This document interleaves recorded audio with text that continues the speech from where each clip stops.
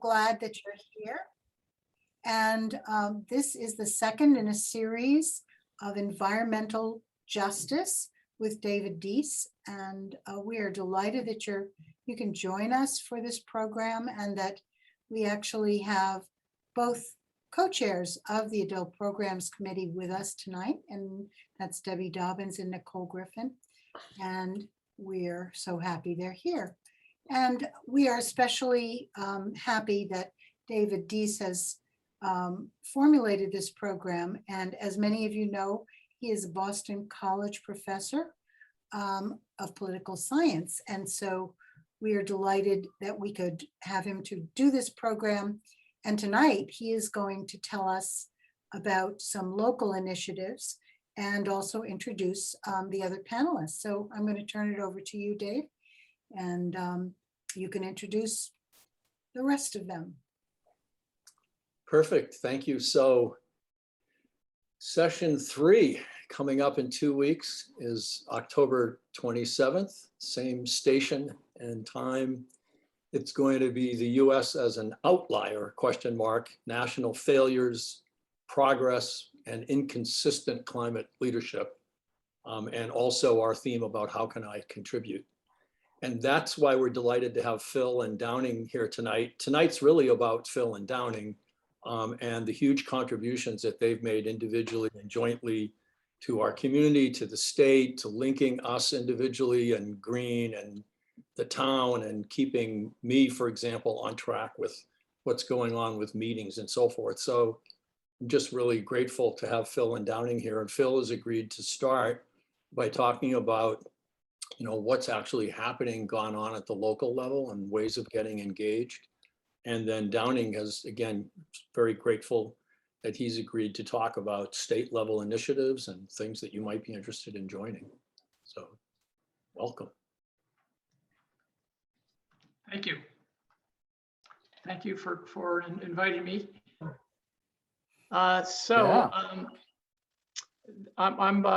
My name is Phil Thayer. I've been a member of First Church for probably 10 years. I found out about climate issues probably first with my wife's father, who was a glaciologist and was an author of one of the very first IPCC reports. And it sort of crystallized around when I became a town meeting member and learned about Sustainable Belmont. And Sustainable Belmont, for those who are new to town, was an offshoot of the Vision 21 committee. That was one of the recommendations of the Vision 21 committee from the town was that to have a sustainable town, that people wanted a safe and environmentally friendly town to live in. And one of the offshoots of Vision 21 was the formation of the Sustainable Belmont, and Sustainable Belmont started in 2009, and one of their main missions was to write a climate action plan for the town, which is a tremendous effort. Since then, Sustainable Belmont has been helping to implement this plan, get it a positive vote on town meeting, and the formation of the Energy Committee to help implement the climate action plan. So my effort really all along is to do whatever I can at the local level to meet the climate challenge that we're faced with. And there were a couple of quotes that I'd like to start with.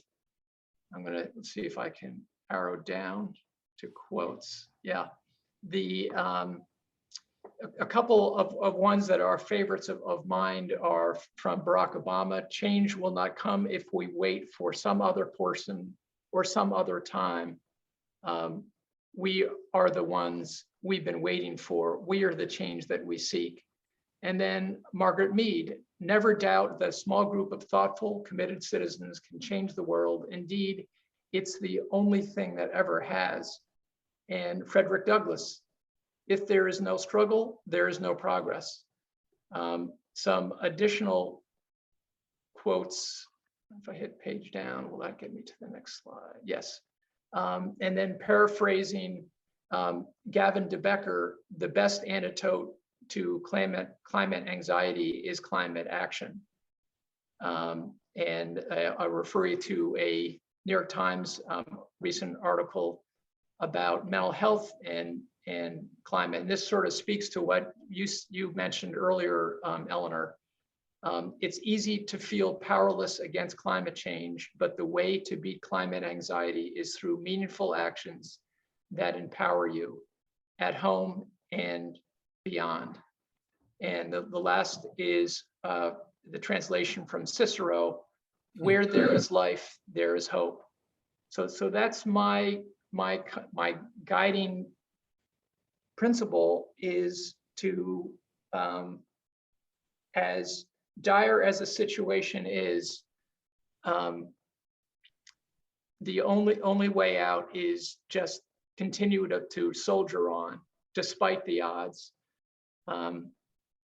And that's what I've tried to do, and that's what I encourage everyone else to do. Just cope with the anxiety by getting involved in small ways, in large ways, in any or multiple ways. Here's the chronology that I mentioned to you before. There's a since 2001, there's really been a ever increasing interest in environmentalism in town, noted by surveys and townwide ballots, the Climate Action Plan, Stretch Energy Code adopted by Belmont in 2011. Belmont became a green community, and all these things didn't happen on their own, but because members of Sustainable Belmont and the Energy Committee, individuals kind of pushed and cajoled and attended meetings and signed petitions. And 2015, Belmont Light approved a more solar forward policy. And again, that sort of thing doesn't happen without struggle, but it was successful, and we now have something like 400 residential installs in town. Then there's been ongoing initiatives at the schools, most notably Chinnery Middle School has adopted a food waste diversion program. Belmont drives electric. The town has leased electric vehicles and installed charging stations. And then in 2018, Belmont Light forged leadership with other municipal light plants in doing bag bans. And we pushed the Belmont High School Building Committee to adopt a zero net energy design, which looks like that's going to come into fruition. 2019, Select Board voted unanimously in favor of We Are Still In. Again, more, I don't want to go through the whole thing, but the more votes by the voters and by town meeting. We are a progressive town. We care about the environment, but we all have to get engaged in any way that we possibly can to let our voices be heard. And so these are, I'm just going to end with some variety of resources. You can go to sustainablebelmont.net, and in the right margin, you can subscribe to the monthly e-newsletter. There's Belmont Goes Solar is still an active website, and residents continue to sign up. Belmont Drives Electric. Heat Smart Belmont is another initiative. You can go to that site or the heatsmartalliance.org. Heat pumps, residential heat pumps is one of the single most impactful things that Belmont residents can do to reduce the carbon footprint of Belmont. So I encourage you to seek out support when it comes time to change out your heating system. Belmont Light is an excellent resource. BelmontClimateAction.org, which is the website supported by Belmont's Energy Committee. Another really good thing to do is just get it as part of your daily habits, your daily ritual, is go to the town calendar, belmont-ma.gov/calendar, and just look to see which committee meetings are taking place and look at the agenda and ask yourself is there some way that there's something going on in that particular committee that is relevant from an environmental point of view. And often there is, whether it's the school committee or the warrant committee or capital budget. There's a number of different things. Get involved, educate yourself, form a group with just one or two individuals. If you have an interest in a particular topic, all it takes is one or two people getting together can make a big difference.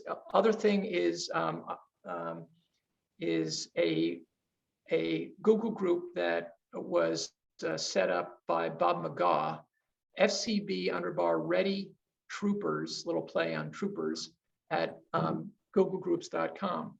And the concept there is that if anybody in town knows of something that requires quick action or quick attendance to a meeting, they can post that on that Google group, and subscribers then can be mobilized to jump on a quick notice. The Black Lives Matter standouts at Waverly Square, the attending the building committee meetings. It's a great infrastructure there to help people stay engaged.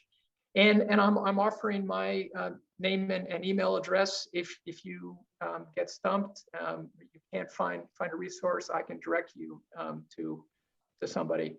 I have told some people, but I just wanted to share with this group that because of my wife's health condition, we've had to find a house with a bedroom on the first floor.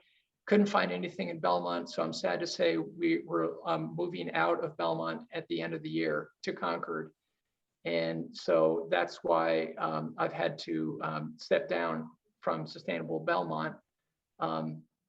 But I'm only 20 minutes away, and I'm going to be available to assist people, and I don't want any of the various initiatives to lose steam, and I'm going to keep monitoring various things that are going on in town. And with that, I thank you for this time, and I guess I can entertain questions now if that's what you would prefer, David. That'd be great. I'm just going to jump in and say, Phil, you have led so much in Belmont, spearheaded the solar campaign, spearheaded EV campaign, and something you didn't even mention was the high school. I don't think you even mentioned that you were very involved in getting them to make decisions about, solar and sustainability. So, just you've been an incredible resource. I live in Arlington, but I know that because of your work on FCB Green. So, and you've also been, of course, a tremendous contributor to FCB Green. So thank you.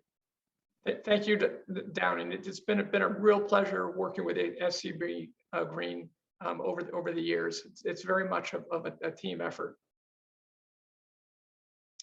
Jean, you have your hands raised?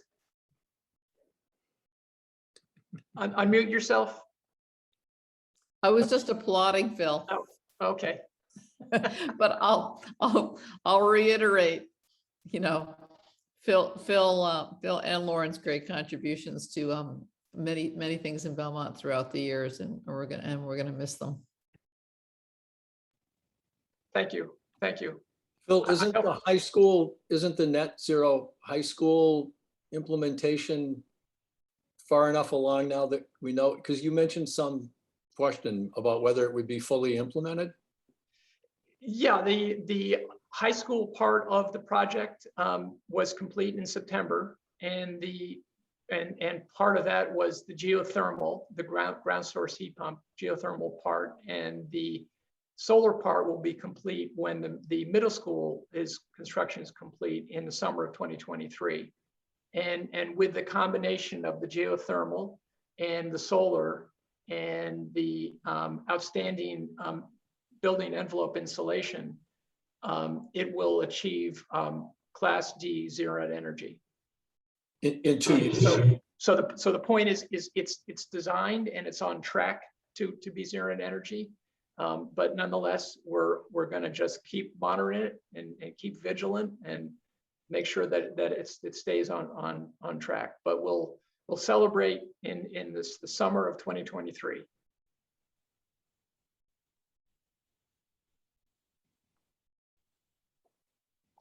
Does anyone with an EV have problems finding a charging station? I mean, I guess probably people charge at home mainly. Yeah, there are charging stations in the Claflin lot in Belmont Center, in Waverly Square at the Shaw Supermarket, in the basement of the Bradford in Cushing Square, at the water department off of Waverly Street.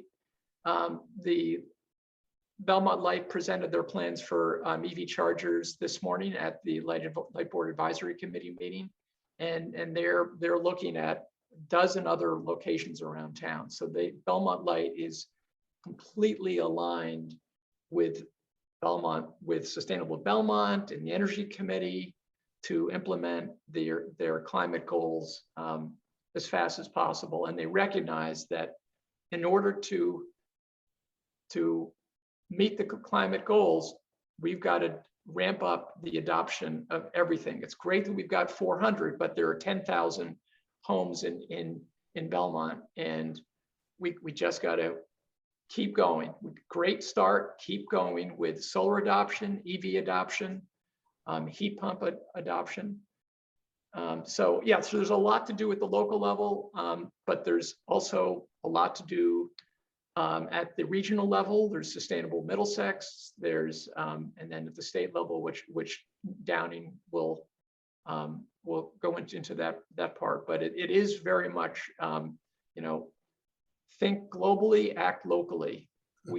Belmont is a leader in Massachusetts. It scored in the top 2 of the highest in Massachusetts Climate Action Plan scorecard that was just published last week. And Massachusetts is a leader in the country, along with California. So we ourselves have an opportunity to have a much bigger impact across the country, and as a result across the world. Phil, John has his hand up. Yeah, I was just going to mention, I happen to be up in Maine with an electric car, and it's a lot easier in Belmont than it is up here in Maine.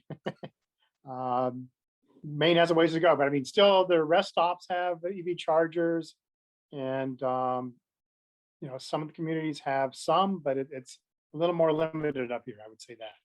Yeah, I was going to say, with that list Phil gave, Belmont's not going to need anything from the infrastructure bill if it ever gets passed. Don't say that. Yes. Okay, when it gets passed. I'd also add that I think that, there were people who were involved in the, McLean development and looking at, making sure that, electric cars and bicycles and the way that was built. So there are people who are, monitoring and going to meetings and making sure that something such as that, so whenever we do add housing to Belmont, that these things are, are kept in mind. So I thank folks for, being vigilant, overseeing those types of things as well. As well as the library, that's another opportunity to have a zero net energy building. Well, the timing would be perfect to switch now to Downing and insights, progress, prospects at the state level. And then I hope we'll come back around at the end to more questions about all of this. Thanks, Dave. And I'm going to just tell some stories and some accomplishments of 350 Massachusetts, which is the organization that I've mainly been involved with for the last 7 years. In 2014, and when I retired from Tufts, I decided I'd really devote my retirement to climate activism. And because I really thought even at that point, it's now or never. And of course, we're really at that point now with things like the IPCC report calling, defining it as code red. And so I looked around and I found 350 Massachusetts. I had, my first exposure to climate change was reading Bill McKibben's book back in 1989. He was onto it first with The End of Nature. It was first published in the New Yorker when he was working for the New Yorker as a staff writer.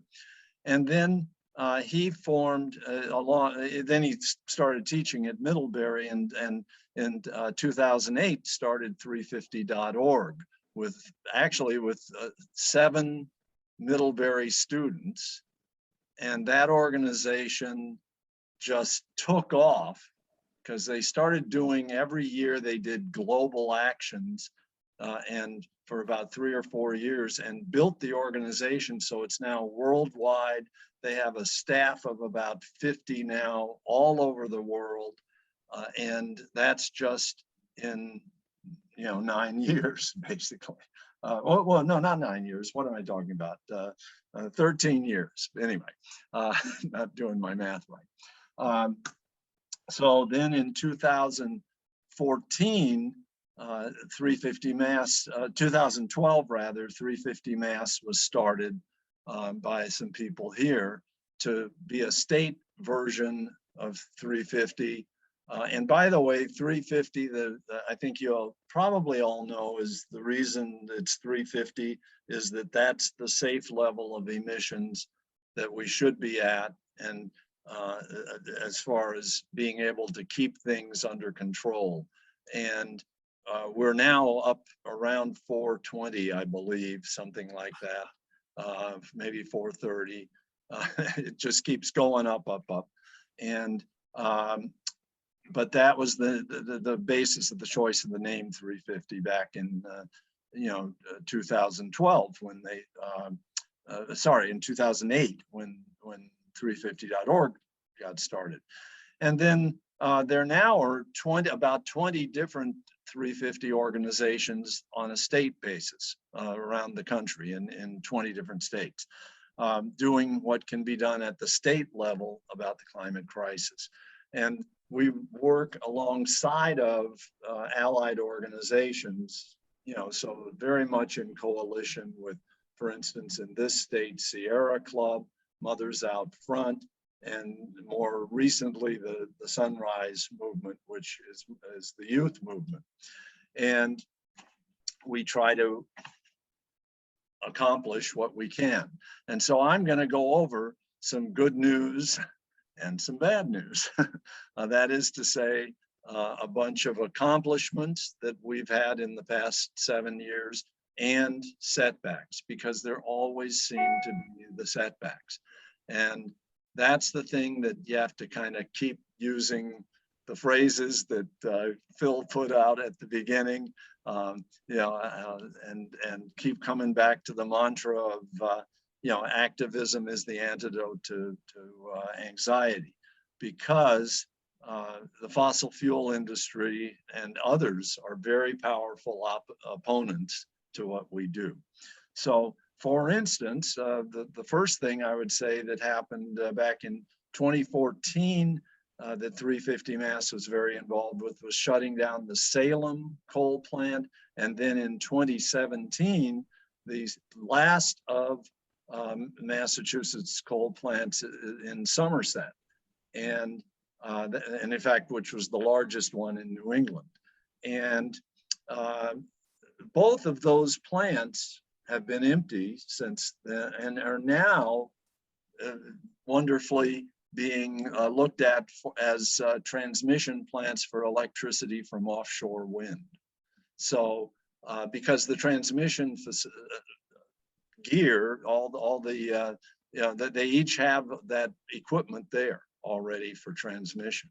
So right off the bat, that's a very interesting transition of something from coal to offshore wind. The setbacks in offshore wind, of course, is an enormous resource in Massachusetts. We have, you know, the largest offshore wind in the world south of us is where these big plots are that were opened up by the federal government in 2015.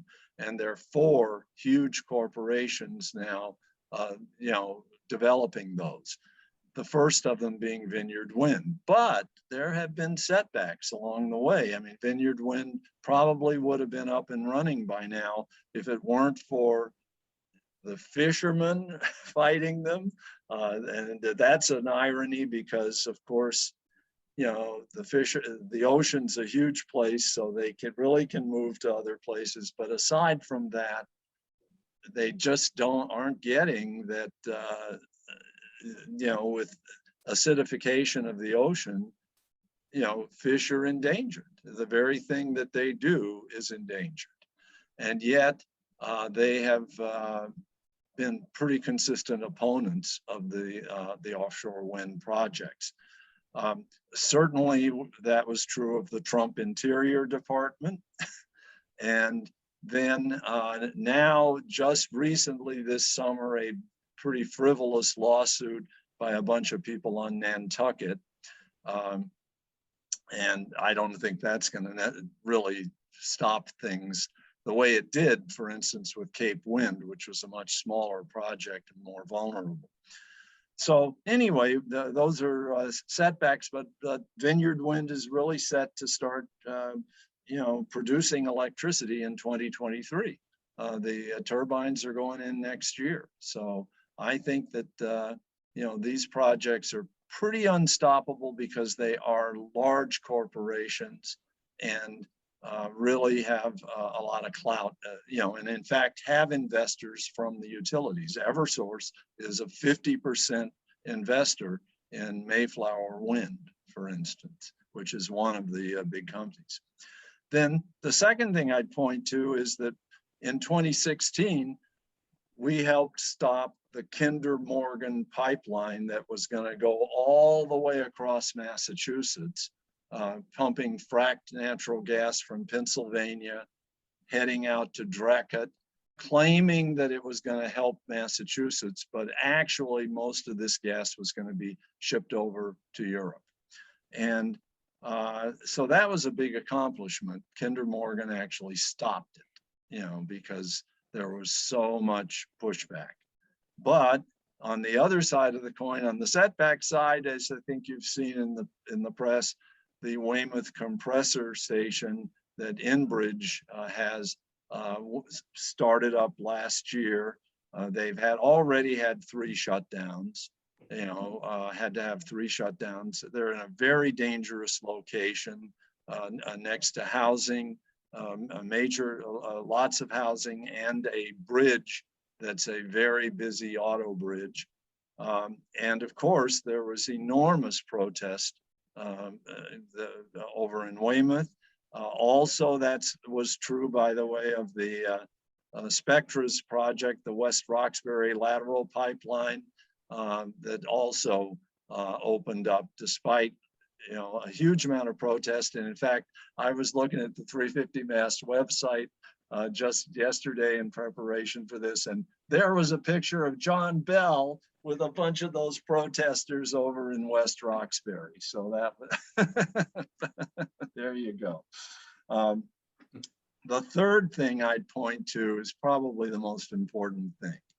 And that is that for 6 of my 7 years in 350 Mass, we had to fight very hard to get anything from the Baker administration or from the House of Representatives. The Senate was always on our side.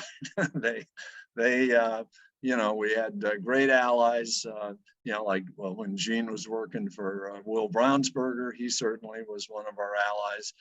But there's an incredible senator who had written the Global Warming Solutions Act back in 2008, Mark Pacheco. He's kind of Mr. Climate. And it's unbelievable because you'd never guess it if you met him. And he's from Taunton, a pretty conservative community, but he really is, you know, kind of the climate hero of the Senate. But the House was always an uphill battle until last year. Finally, with lots of pushing from our organization and numerous organizations, despite all the lobbying against us, we got this incredibly comprehensive bill, the roadmap bill, and got it passed through last year. And Robert DeLeo was proud of it at the end, you know, as he retired. But he got it finally. Partly he got it, by the way, because Winthrop was hammered by floods the previous year. And so he kind of started seeing that it was threatening even his grandchildren who still live in Winthrop. And we got a real turnaround though with the Baker administration too, where a similar roadmap plan for, you know, net zero by 2050 came out from the administration. And so that was, both of those were huge breakthroughs last year. You know, and in both cases, the governor's report and the roadmap bill included strong provisions about environmental justice. And that too was really different from anything before. And real recognition of the suffering of frontline communities here, foremost with climate change. For instance, the flooding in Winthrop was also half of East Boston was flooded, for instance, and East Boston is largely, you know, a Hispanic and immigrant community. Now we're still, that said, we're still the setbacks on the bad news side, we're still lagging behind on emissions reductions that were set up in the Global Warming Solutions Act of 2008. We were supposed to have reduced our statewide emissions by 25% by last year, 2020, when in fact we were at 14%. So, you know, we're lagging behind. We also, in the governor's plan last year, said we were going to try to retrofit 1 million homes by 2030. That is to get them, you know, off of natural gas and get them onto electrical. Well, that assumes about 100,000 homes a year. Well, last year, in the last year, there have been 471 homes. Okay, so big gap there. Now, on positive accomplishment, again, heading us into this year, after the roadmap bill got passed, we kind of expected the legislature to lay back and say, okay, we did that. It was huge, it was comprehensive, it had this big plan to head us toward 2050. And we thought, okay, they're not going to want to do anything this session. Wrong.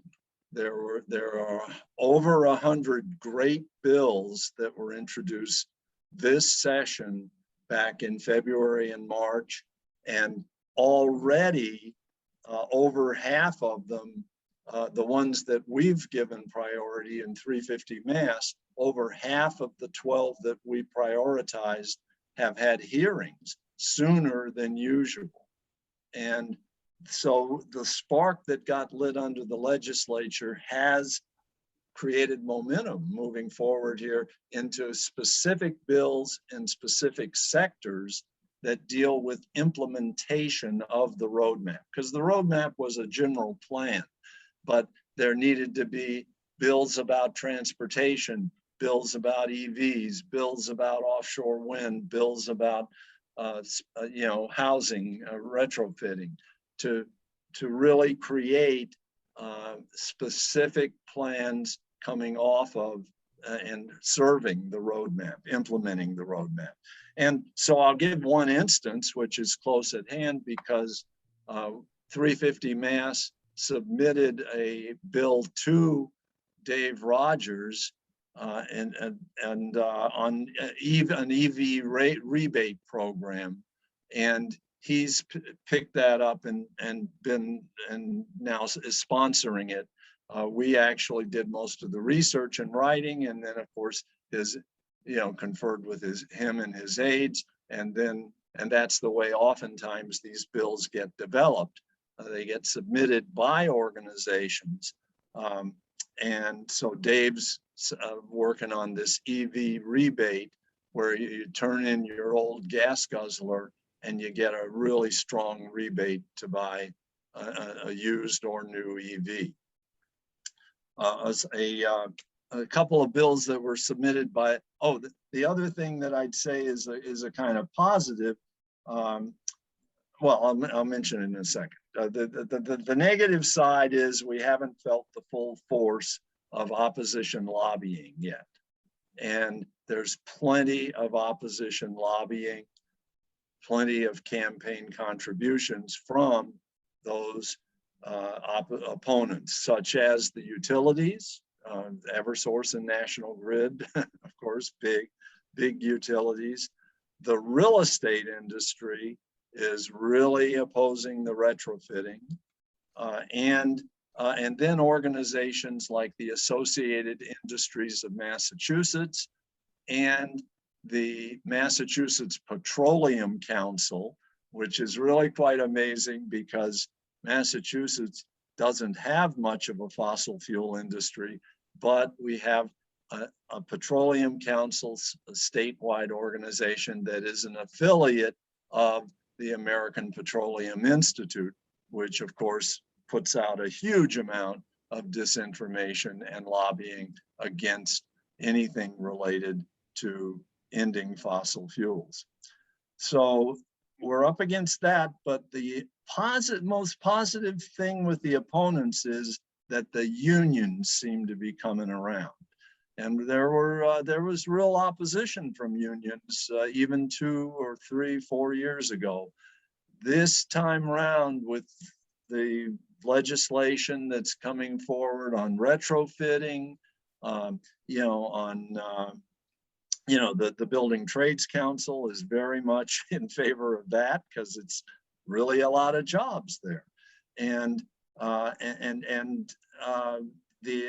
there's a just transition. There are a couple of bills on just transition dealing with labor that were submitted by the Massachusetts AFL-CIO to Rep. Marjorie Decker in Cambridge, and she picked them up and is sponsoring them.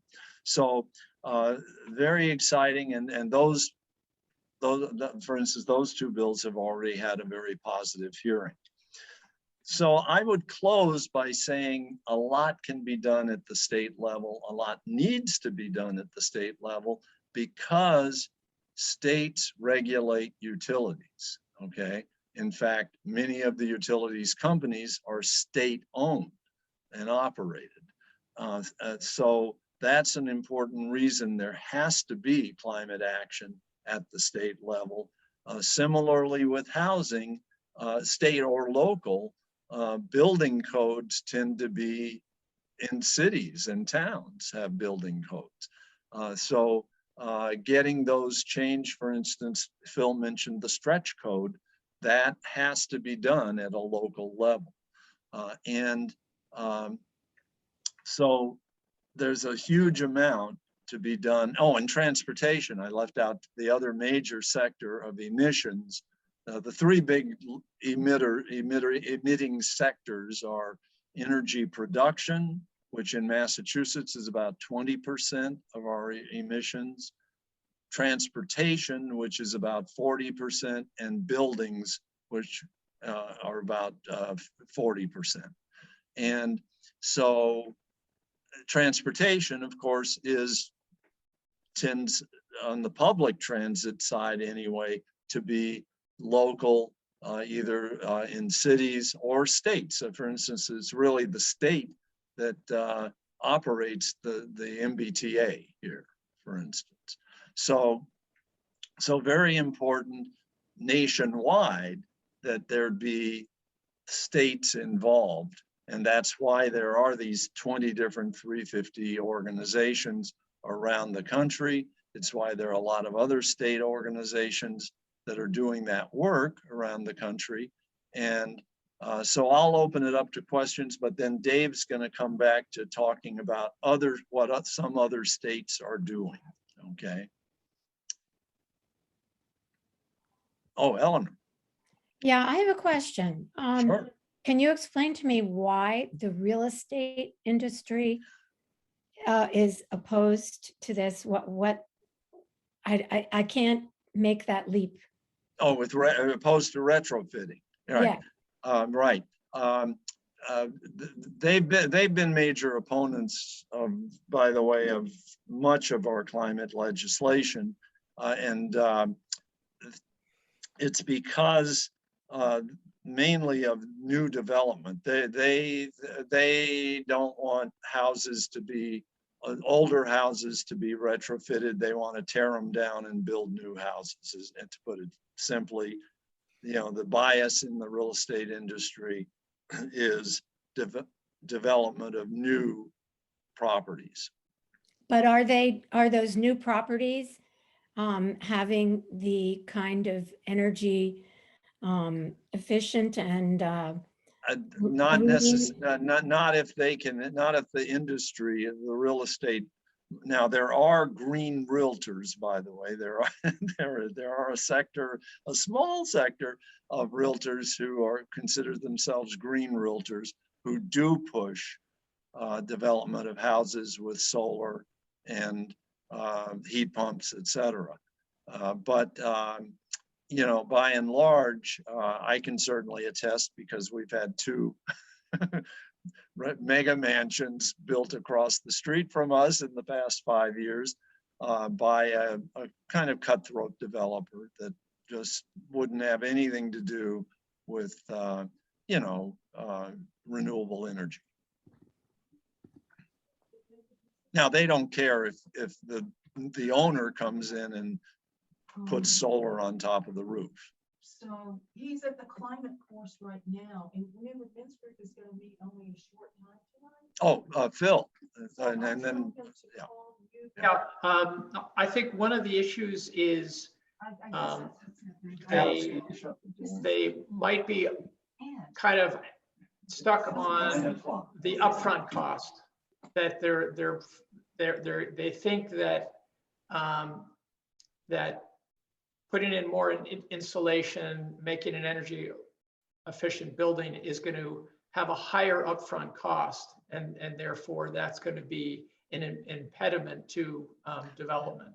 And so what's happened at the statewide level is an evolution. In fact, the MSBA, which is the entity that is financing and approving the school construction across the country and in the Belmont High School, they changed their goals to not just require the building committees to pick the design that has the lowest upfront cost, but instead pick the design that has the lowest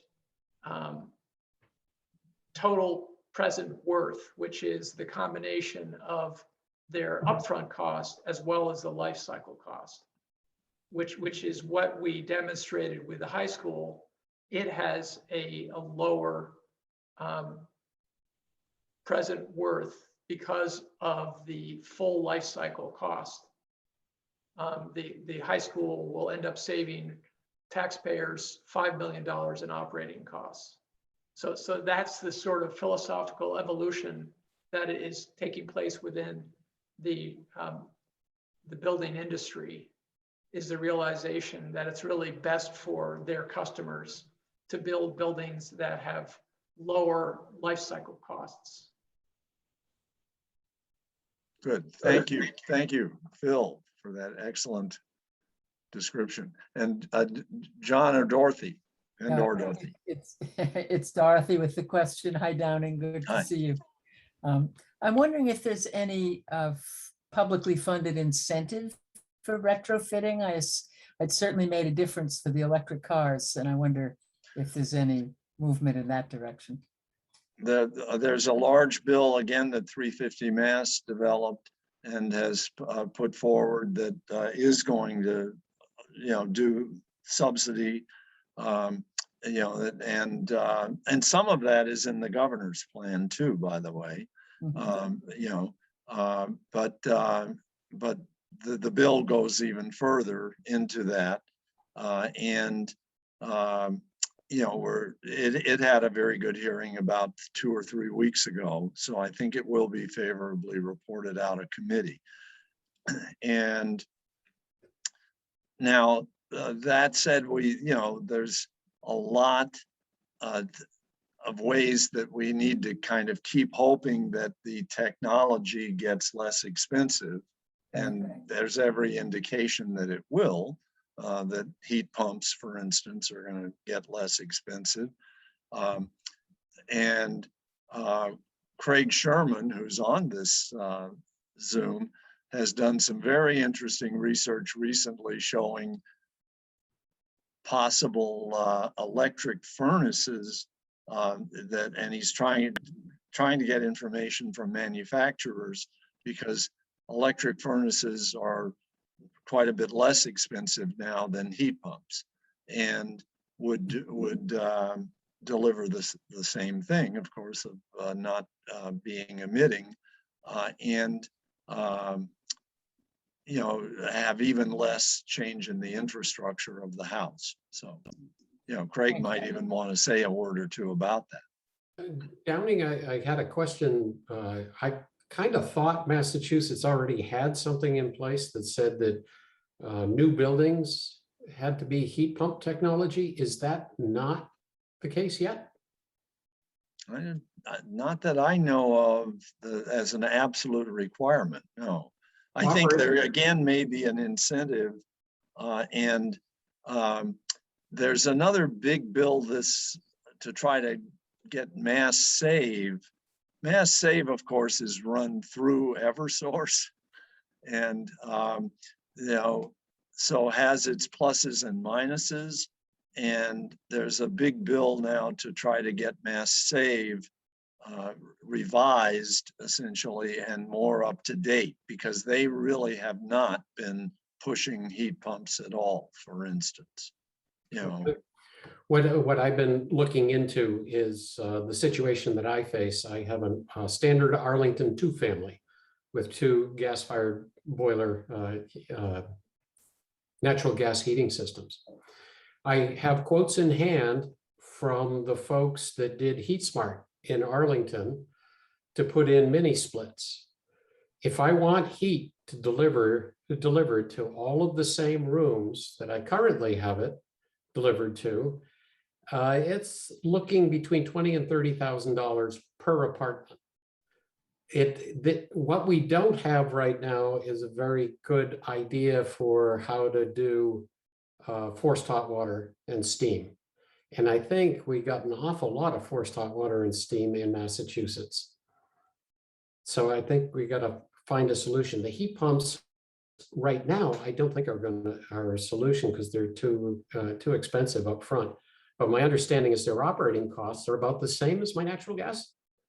I don't know whether that's overly optimistic or not, but that's what I'm hearing. Yeah. And then you are looking into the electric furnaces, which would be about 50%, right? Or even 40% of what would go into heat pumps, I think is what you had in your document. Yeah, it's 2.5 times as much electricity to heat using resistive elements. Yeah, now that's the problem. You have to really pump up the price of the cost of your electric bill. Yeah. So in that case, the question becomes, could we actually consider subsidizing electricity used for heating? Right, right. Between now and 2050 or now and 2030 or whatever, because that might work. Belmont Light offers a $3,500 incentive for switching to heat pumps. So there you go. And they're considering increasing that to maybe double that. Nicole, did you have a question? Yeah. Nicole? Yeah, I do. I do want to say I'm one of those steam heat people, so that's my concern there. But I'm wondering if on the state or local level, if anything's been considered or any campaigns for reducing animal agribusiness and agriculture, because that's a huge impact to the climate, whether it's getting people to change what they put on their plate, subsidizing, various, plants versus animals. I know there's a lot on the federal level, but I'm curious if anything's been done locally. Well, interestingly, for the first time in my 7 years with 350 Mass, 2 of the 12 bills that we've put as top priority deal with food justice. And they had, interestingly enough, had hearings this afternoon. Okay, so you picked a good time to ask that question. I don't know how those hearings went, but I do know that that there is now movement through one of our, and these were put forward really through a coalition that we are part of called Mass Renews, and there was real concern, with how we can do more with food, even though we are not a big agricultural state, but still a lot can be done with local urban gardens and with stronger regulation of the kind of food that comes into the state too. Yeah, and even just people eating lower on the food chain. Right, exactly. And the schools, I always think of school lunches, and the kind of food that kids are getting served as a big contributor to that. Thanks. Is there, John or Dorothy, do you still have a question? This is John. Just on the last point, Frances Moore LePay, who's First Church member, they just came out with the 50th anniversary of Diet for a Small Planet. She's updated a lot of that research, and she makes a powerful case for food justice and retooling the whole agricultural sector. Right. Monty was hoping to have her come speak to us later this fall, but she's out on the book tour, so. Exactly. I was going to ask her to do a First Church cook, so I guess we'll have to wait on that. Yeah, I think so, because we couldn't get her in for a November thing. And and I should mention that one of these 2 bills is sponsored by a wonderful rep I've gotten to know over in East Boston, Adrian Modero, and he's really looking at what can be done there in East Boston with urban gardens particularly. So, just very inspiring. Okay, I'll throw it back, unless anybody else has a question, we'll go back to Dave.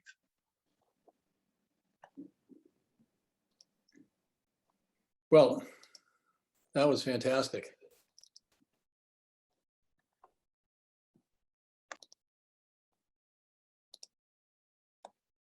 I'm going to see if I can. Yeah, that's so. I think that I want to, in the beginning here, skip over some of these slides that have more to do with national level climate and energy policy, because they might fit, actually, given our time tonight, they might fit better into next week, actually. But I think just a couple of quick points in terms of the background to states and local is that what happened in the 1960s, of course, is that we got all this legislation pouring out because of the crisis, starting with Silent Spring and the observations about, rivers lighting on fire. Some of us are old enough to have lived through that in the 1960s as teenagers. And so the crisis itself lit a fire under the legislative process finally. And just a reminder, it was actually the Republican presidents, Nixon of all people, who really got this whole process going with the major environmental legislation. And it even stretched out to very strong support for the first UN conference on environment in Stockholm in 1972. Thereafter, and particularly energy policy, we did very little. And that finally got sparked because of the Middle East war and the crisis in the 1970s, and then the Iranian Revolution in 1979. And really, we never have put together a serious energy policy, and partly Phil and Downing have just reflected, how late and recent it's been that these things are filtering down. On the politics, again, I don't want to spend a lot of time on this tonight, but part of the problem with energy and environment policy in our country has been this pendulum swinging back and forth. Jimmy Carter putting solar panels on the White House and Ronald Reagan tearing them down. And it's sort of been that pattern back and forth ever since. And of course, we've had some of our worst environmental presidents in the last couple of decades. We can talk more about that later. Just the overall position for the US, and again, this is something we want to look at next week too, is poor. Through last year, at least, there is this nonprofit in Germany that does a very careful, systematic ranking of countries' energy and climate policies across a whole series of measures, and we just kind of drop through the bottom in most ways. And the countries that are at the top are Sweden, England, Denmark, even Morocco. Kind of makes us look silly. The real drivers to greenhouse gas emissions, and this is worth remembering, you probably all know this generally anyway, are not just the rate of economic growth and the type of growth, but also the ratio of energy to GDP. And all the things that Phil and Downing have been working on tend to reduce that ratio. So each unit of more growth requires less and less energy over time, and that's the big goal. But along with that also, of course, is decarbonizing the energy source. And so again, each time we reduce the C to E ratio, we're also making progress. But we have to kind of work on all three of these at the same time. States, Phil and Downing mentioned California. Ever since the 1970s, California has been a really important role model in many ways, driven by their own problems and issues. But they really are in most ways, except for Texas, which leads in the total amount of wind power production, really California is the leader in most ways, and we can look to them. For example, they leveled off their electricity consumption way early, and it's been flat ever since. So it can be done. It just takes serious policies. And most recently, again, California is working on all three fronts: pricing carbon, low carbon fuel standards, and investing in all the right ways. And kind of have to do those all at once. There's just one kind of conceptual point here. I want to just take a couple of minutes and talk about cap and trade versus carbon pricing.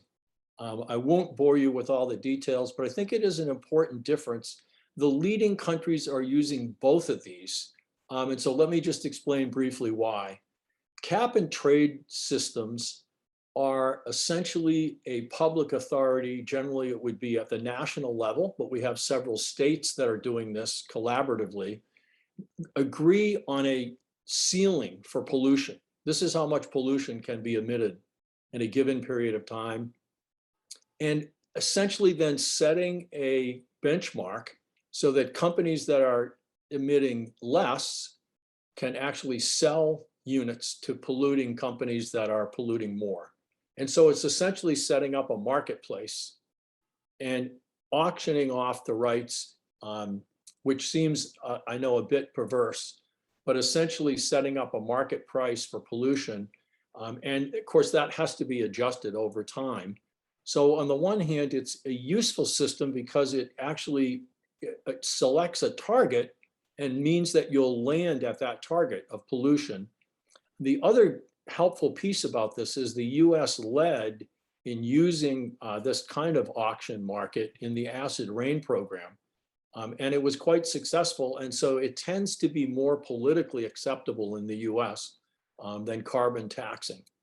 But there are all sorts of issues. And the principal one is it really is only administratively possible to cover energy producers, big industries like aluminum and cement and so forth. And so it does not cover the whole economy. And that's why, again, leading countries like Sweden, Denmark, Germany, Britain, France also weave in carbon pricing. And the carbon pricing is essentially used for the other sectors that are not covered by the emissions trading system, the big individual emitters. How do you set the carbon price? Well, that's tricky. That's also one of the problems. The best way to do it is figure out the real social costs of carbon use that are not captured in market prices. Environmental damage, healthcare damage, natural resource damage, water scarcity. Those are all so-called externalities that are not captured in the market. And so one has to do a calculation and figure out whether it's 20 or 40 or 50 or $200 a ton to try to offset the actual costs that are not being captured. And so again, there's some advantages. Economists prefer this over carbon markets. But of course, in the US, it's a huge issue because it's seen as a tax, and any tax is creates a big battle for us. Just briefly, there was actually a state group that joined starting about 15 years ago. And it's really gotten going in the last several years.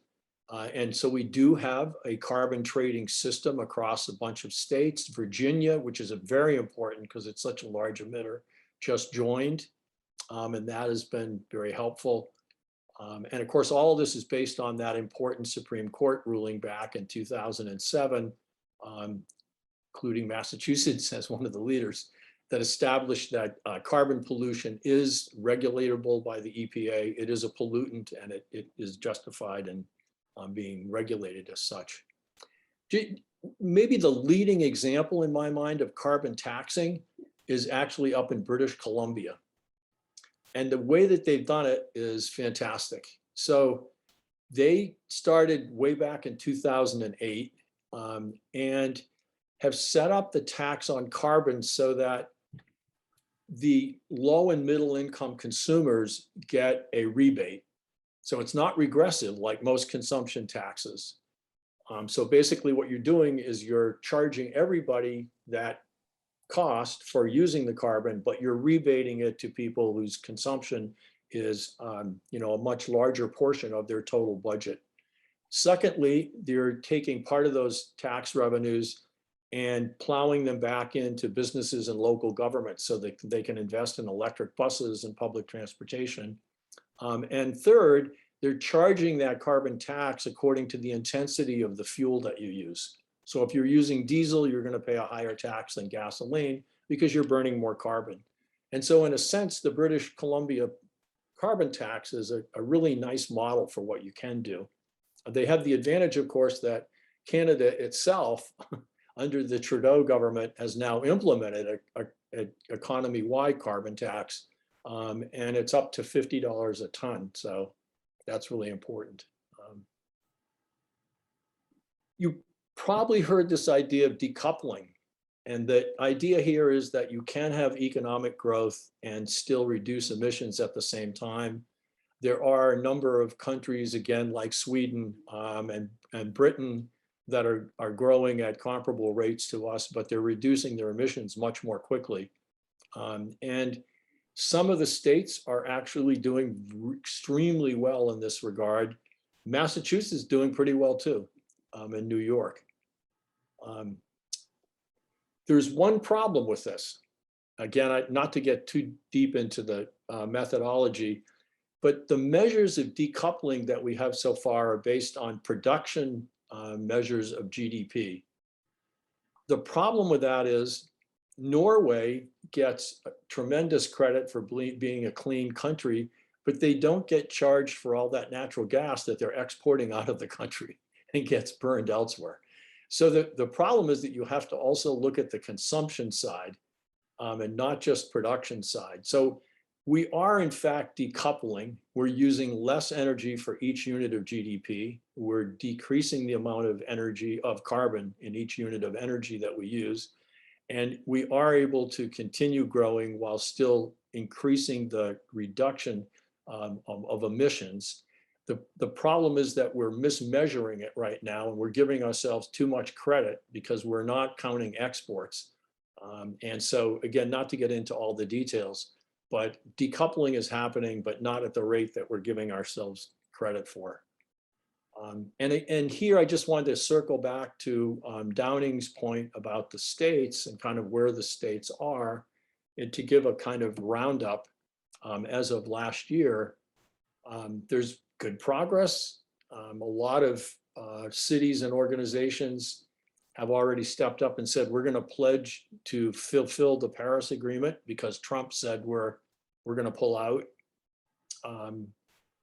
3 governors formed the US Climate Alliance and so forth, again, partly in reaction to Trump, and 3,500 representatives of businesses and so forth.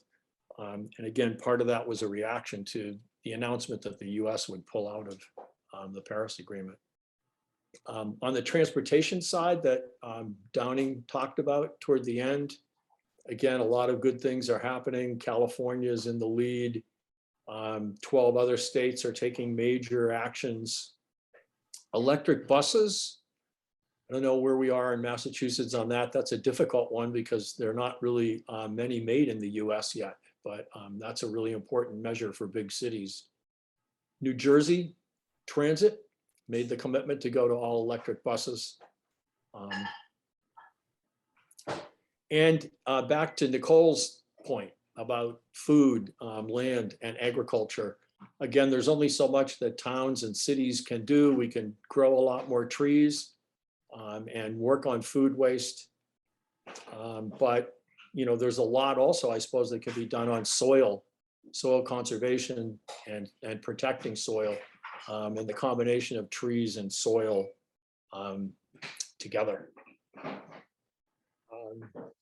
Yeah, and again, much more recent in the last year or two, there's been much more emphasis on environmental and energy justice, cleaning up areas where less advantaged people tend to live around energy facilities, dirty air pollution, and so forth.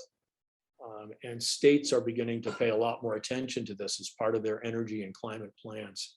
So that's encouraging.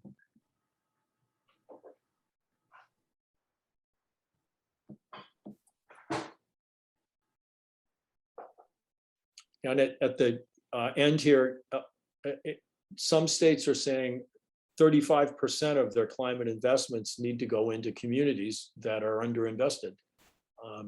And we have that same issue very much in the Boston area in terms of communities that are going to be most affected by climate sea level rise, and less advantage. Just briefly at the very end here, I just kind of wanted to again go back to the town level and Phil's discussion. There's some measures. One urban planner did a very kind of elaborate rating of towns on 19 different indicators and said that the top 11 are, you know, pretty much all around in our neighborhood. Belmont does pretty well. Belmont, as Phil already went through all of this, where we really shine is in our light plan, the solar program and so forth. Cambridge, I just wanted to come back to for a minute because of the discussion about buildings. Cambridge is only one of 2 towns that has a building energy reporting and disclosure ordinance.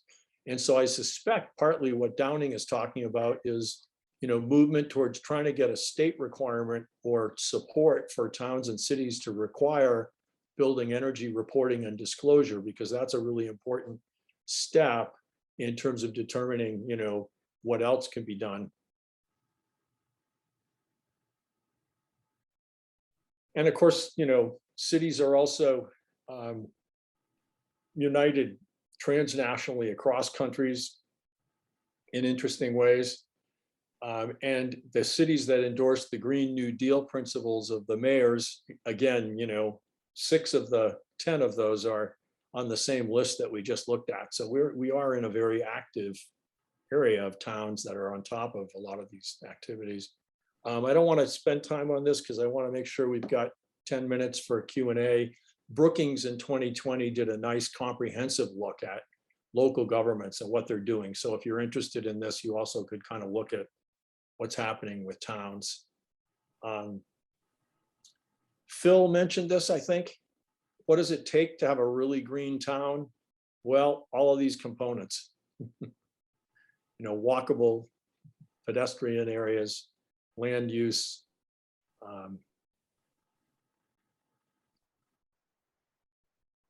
across the US, which are the cities that have done the most on all of these? Several. Greensboro, North Carolina is one, but they have some special circumstances that we could talk about. Yeah, and even some of the larger metro areas have done pretty well in terms of planning for sustainability. Corning, New York also is a really interesting example of a smaller city that has really gotten it all together.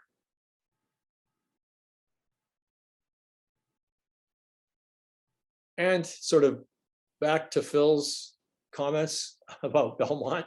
What does it take? A group called Smart Cities Dive, I think, put it all together and said it's, you know, it's all of these elements together. It's what it takes. The municipal utility is terrific, but it also takes, you know, these other elements as well. So. Questions and discussion about any of this or points that you want to make? Monty. Yes, thank you. I'm interested in the energy to GDP ratio in California as kind of a role model state. What accounts for that? Is it that their economic profile is different in terms of the kinds of businesses and the kinds of wealth generating businesses that are in California versus the other states? Or is it that their profile is pretty much the same, but their energy efficiency is much greater? What accounts for that favorable performance in California? Early nasty pollution that we all saw that they had to clean up, that was scary and making people really sick. You know, really green people that love the outdoors and are committed to the trees and the forests and so forth. Smart people in the Energy Commission starting way back in the 80s that, you know, did studies that were in some ways better than the Department of Energy. And then a lot of progressive leaders, I think, in governments. Well, not all of them, you know, there was some pendulum, but really good early policies.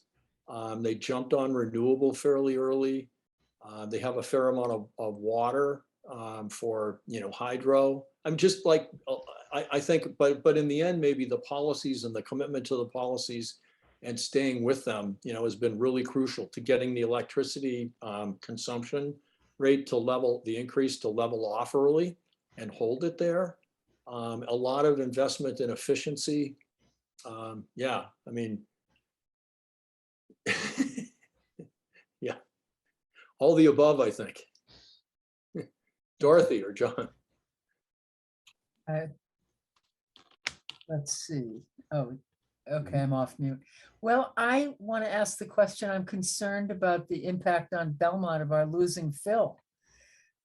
So I mean, we talk about the importance of entrepreneurial leadership, and you've played such a critical role. What does it look like? Can you still stay engaged in Belmont and give us some of your energy and wisdom, or are there people lined up to keep the ball rolling, or how does it look? Yeah, there are other people stepping forward.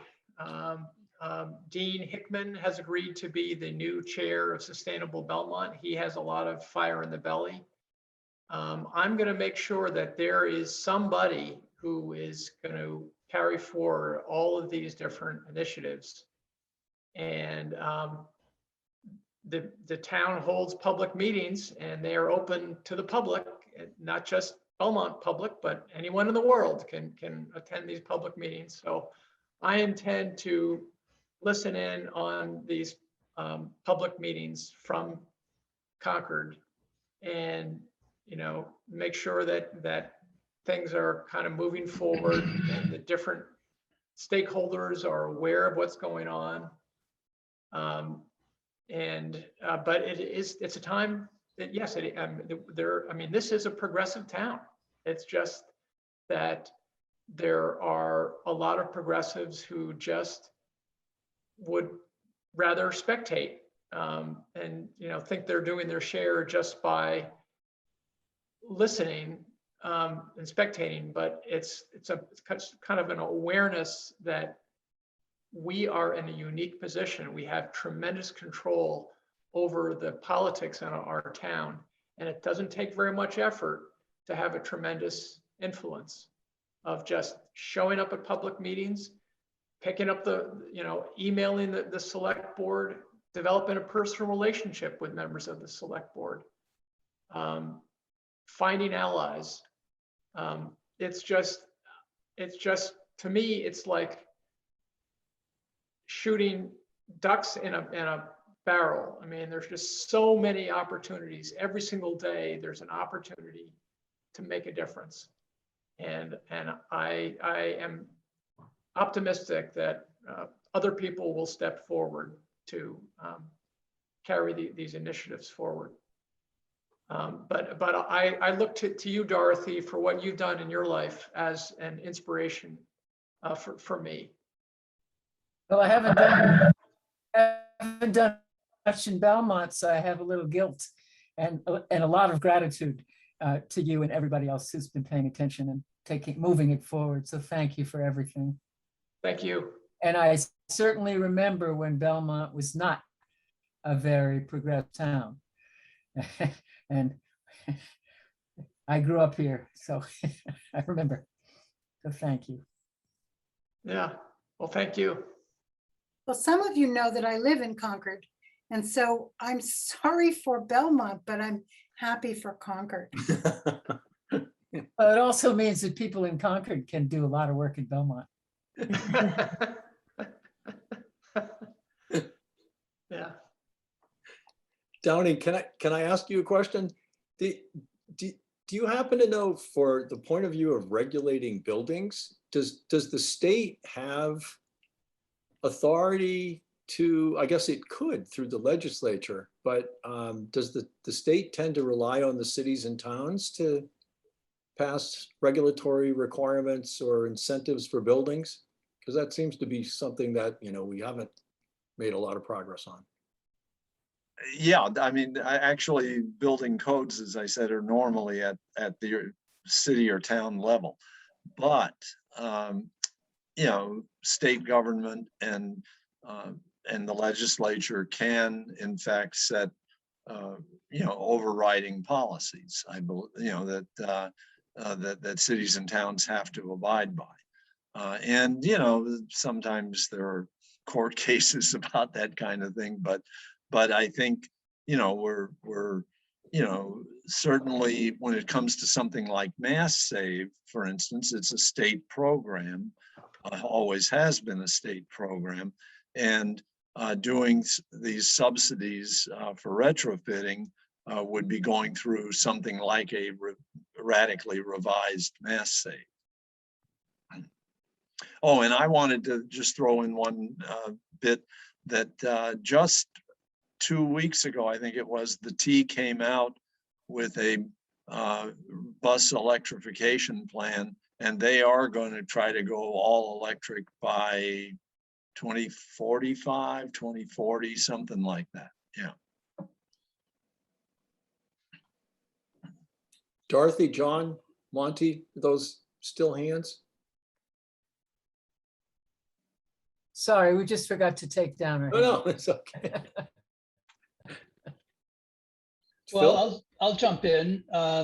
This is with regard to buildings. It would be really, really great if the state could set some mandate standards for retrofitting of buildings. And so more power to our state legislature on that. But in the meantime, Somerville, where we live, has set a goal of reaching carbon neutrality for comprehensively for the city of Belmont, city of Somerville by 2050. And they started by doing a study of where are the emissions in Somerville actually coming from. It's a really smart place to start. And the finding was that in the case of Somerville, almost 2/3 of the greenhouse gas emissions were coming from the existing building stock. And so in order to reach that goal of carbon neutrality by 2050, all of those buildings are going to have to be retrofitted to be essentially carbon neutral. And so the question that arises is, how do you persuade building owners to invest in the retrofitting of the buildings that they own?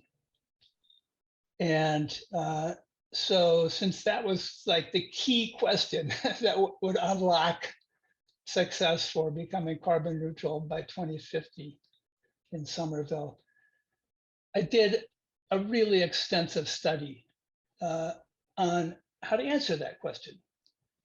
And I won't go into the many things that the city of Somerville can do to persuade building owners to retrofit their building.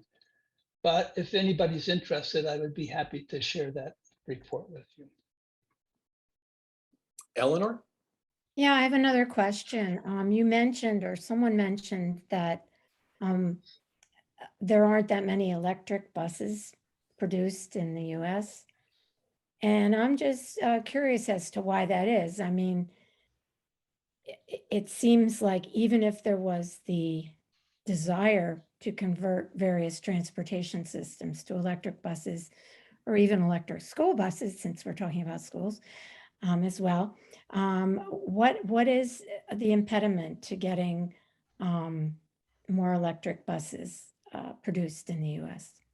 I don't have a good answer for that. I know the state of California is looking to buy a lot of them. There was not enough production in the US, so they were looking to China. Yeah.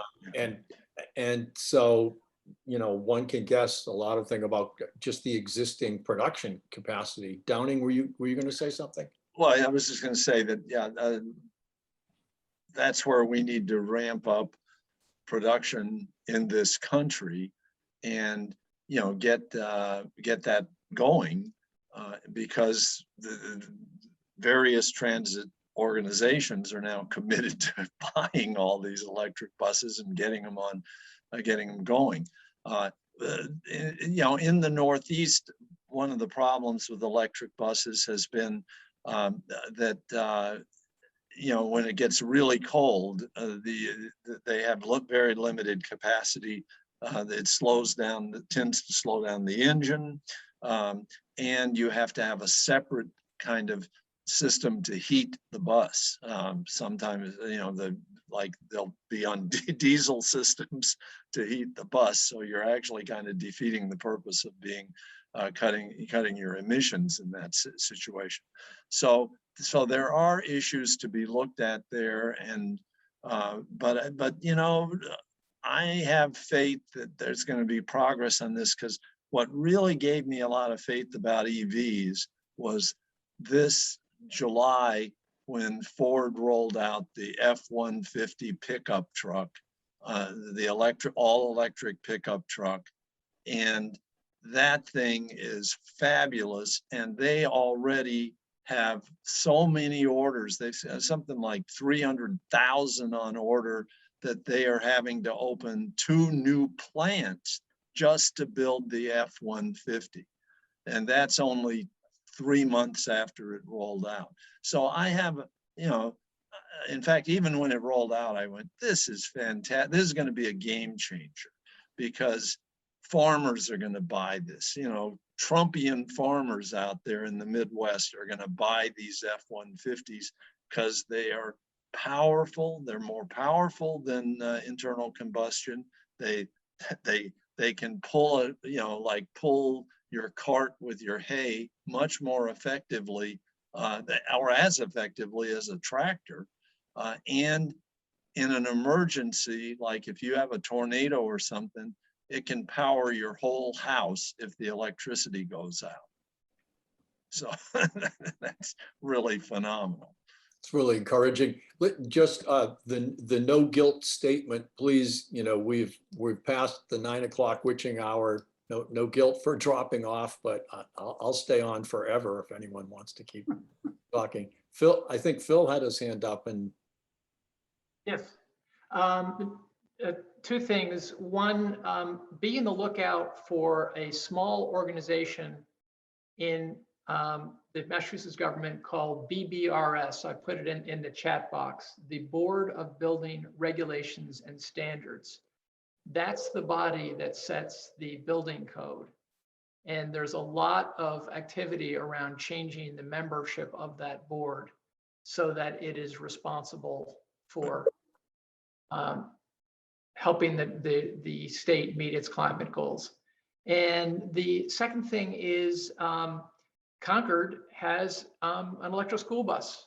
So if somebody wants to take the ball and run with it in Belmont, I can direct them to the person in Concord who has done that. It's not impossible. It just takes a little bit of work and a little bit of advocacy. There is incentive money out there to make it a lot cheaper than people think. Correct, and the prices keep coming down. Yeah. Nicole? So back to buses. Do any of us who have ridden the 73 in our lifetime, the trackless trolley, do we get credit for taking an electric bus for 20, 30 years? Unless that's, I'm not doing it, haven't done it for the 18 months, but I have been doing it for 26 years. So yes, you do. But right now there's a very controversial plan by the T to get rid of those trolley buses and replace them with all electric buses. But the question there is the diesel, it's going to have diesel heating, and apparently with the trolley buses, the heating is actually electric. Yeah. So yeah. I remember when they didn't have air conditioning, and right. I had to go to work in my suit and everything. So yes. I like to think I helped the environment in that case. I think Craig is saying good night. Yeah, I just wanted to say that I wouldn't think the heating would be that big a thing with an electric bus. It's been solved more or less with electric cars, they Right. actually use heat pumps. Right. Because resistive heat uses 2.5 times as much. And with a bus, I would think you'd have a huge battery slung underneath. Right. But if, you know, so I think that's a solvable impediment. Should Gene? be. Gene? Well, are we going to take a closer look, and I could do it myself, of course, if, you know, if these infrastructure bills passes, the social safety net and climate bill, I mean, that's gotta have, you know, things that we're all talking about. Oh, that- definitely. That, you know, and so that's gotta be hopeful to say, you know, what's you know, on the top of the list to say, you know, is it not necessarily all pie in the sky, but are we gonna, it seems to me, you know, one of the big things is, you know, retraining people. I mean, right now, you might want to have something built in your house, but you try and find the average age of plumbers and electricians and technology people is like 57 in Massachusetts. I mean, we don't even have, you know, even have the trained, you know, workforce to do all this stuff. So if that's got to be, you know, a big element to you know, transition ourselves this way. So you know, I guess I hope that, you know, we can get that through, because it would be you know, a game changer, because I do think that cost, you know, we can say it's great you want to retrofit your house in Somerville, but when someone hands you the bill, who can afford to do it? That's an economic justice issue. Right. Who can afford the electric car or the this or the that? And it's not the person who's working 3 jobs. So, you know, we might have the answer, but people simply can't afford to do that and pay off their college loans and you know, put, you know, food on the table. So I hope that, you know, those are answers that is that, you know, that we can all come together and pay into, so that anyway, I guess it's up to the Republicans. Yeah, well, I mean, yeah, and part of it's also to get the rebates and the subsidies that will be upfront, where people can find it affordable, even if they have to put somewhat more into it, but they'll have the savings down the road. In other words, if they know, okay, you know, the EV has, you don't have to take it to the shop as often, and it does not have the kind of maintenance schedule that an internal combustion engine has, for instance. Well, I think Gene gave us a benediction of sorts for tonight, brought us back to justice and injustice. I think we should, I'm going to hope that the infrastructure package is passed before we meet in 2 weeks, same time, same station. But whether it is or not, I also will try to cover the elements of it that are most likely to be included, even if we don't know, you know, the level of it. That's a really good point, because it's hard to talk about. For my own part, I'm going to spend a lot more time learning about and try to get involved in building regulation, stimulated by your comments. So Phil and Downing, thank you very much. And really, all of you, thank you for hanging in there way past 9. Great questions, and just makes it a lot of fun.